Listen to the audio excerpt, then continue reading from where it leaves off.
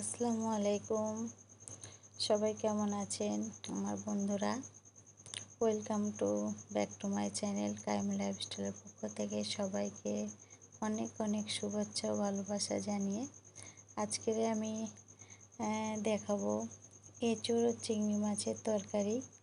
তো আমি এখানে কুটে রেখেছিলাম একটা বড় সাইজের পেঁয়াজ, দুইটা কাঁচা মরিচ, একটা বড় সাইজের টমেটো। এটাকে ব্লেন্ডারের মধ্যে দিয়ে আমি ব্লেন্ড করে নেব, একদম লিকুইড করে নেব। আর মশলা যত লিকুইড করা থাকে লিকুইডভাবে নিয়ে রান্না করা হয়, তো তরকারির গ্রেভিটা অতটাই সুন্দর হয়।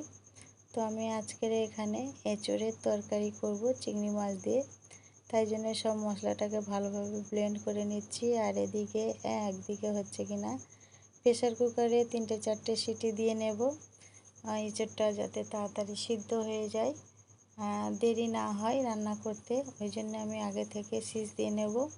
তো প্রেসার কুকারে এঁচোড়গুলো দেওয়া হয়ে গেছে, পরিমাণ মতন পানিও দেওয়া হয়ে গেছে, একটু হলুদ গুঁড়া দিয়ে সিজ দিয়ে নেব। আর একদিকে আমি প্যানে কড়াই বসিয়ে দিয়েছি।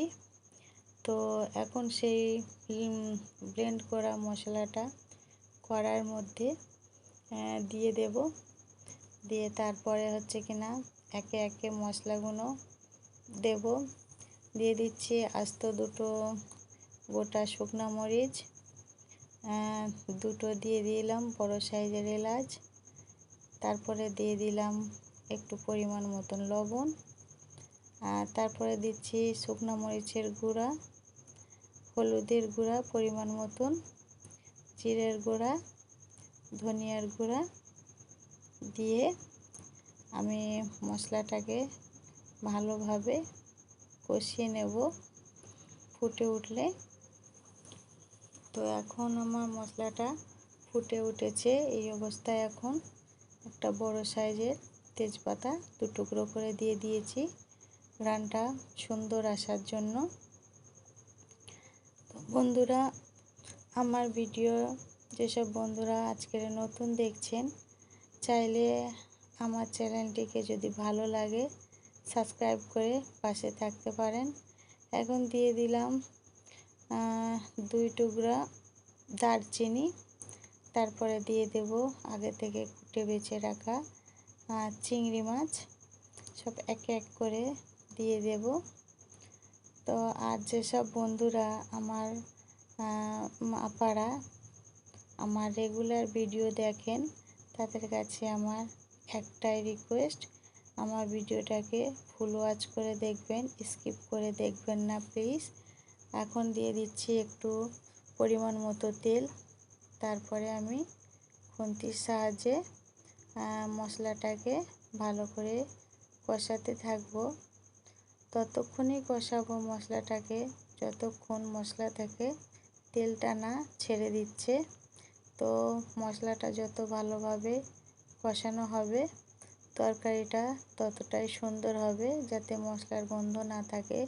যেহেতু আমি এখানে মশলা কষিয়ে রান্না করছি, তাই জন্য এখানে মশলা দেখতেই পাচ্ছেন মশলাটা অনেকটা আমার কষানো হয়ে গিয়েছে, 50% তেল বেরিয়ে গেছে। এই অবস্থায় আমি এখন দিয়ে দেবো 1 চামচ রসুন বাটা, 1 চামচ আদা বাটা দিয়ে আবার পুনরায় আমি ভালো করে মশলাটাকে আবার কষাতে থাকবো। যতক্ষণ না মশলার পানিটা পুরো শুকিয়ে যাচ্ছে ততক্ষণ আমি কষাবো। এই যে দেখতে পাচ্ছেন মশলার পানিটা আমার শুকিয়ে গিয়েছে আর পুরোপুরিভাবে তেলটাও ছেড়ে দিয়েছে। খুব সুন্দর একটা বন্ধুরা ঘ্রাণ বাড়িয়েছে, আর খেতেও মাশাআল্লাহ অনেক সুন্দর হয়েছিল, খুবই সুস্বাদু হয়েছিল, সবাই তারিফ করছিল খেয়ে চিংড়ি এঁচোড়ের তরকারিটা। আমি আসলে খাবার পরের দিন ভিডিওটা হচ্ছে কিনা ভয়েস দিচ্ছি, তো সেটা আপনাদের কাছে শেয়ার করলাম। এইভাবে আপনারা একবার বাড়িতে ট্রাই করে দেখবেন এঁচোড় আর চিংড়ি মাছের তরকারিটা। আমি যেভাবে করছি এভাবে ফলো করে একটু বাড়িতে ট্রাই করবেন, দেখবেন। আশা রাখছি খুব সুন্দর হবে তরকারি আর সবাই নাম করবে। এখন আমি দিয়ে দেব, মশলাটা পুরো কষানো হয়ে গেছে। এখন আমি কয়েকটা আলু দিয়ে আবার মশলাটাকে ভালো করে আলুটাকে ভাজা ভাজা করে নেব মশলার সঙ্গে। যতক্ষণ না আলুটা লাল হয়ে আসছে মশলার সঙ্গে ততক্ষণ আমি কষাতে থাকব। আর এই সিজনে এঁচোড় চিংড়ি মাছ খেতে সবারই ভালো লাগে, কারণ এসব সবজি তরকারি 12 মাস পাওয়া যায় না। তো কিছু কিছু সিজনাল সবজি আছে যেগুলো খেতে খুবই সুস্বাদু। এখন আমার মশলাটা পুরো কষানো হয়ে গেছে, আলুটার কালার চেঞ্জও হয়ে গিয়েছে, পুরো শুকনো শুকনো হয়ে গিয়েছে, খুব সুন্দরভাবে কষানোটা হয়েছে। এখন আমি আগে থেকে যে এঁচোড়টা কুটে বেছে রেখেছিলাম এখন আবার কড়াইয়ের মধ্যে দিয়ে ভালো করে কষাতে হবে, সুন্দরভাবে ভাজা ভাজা করে কষিয়ে নিতে হবে।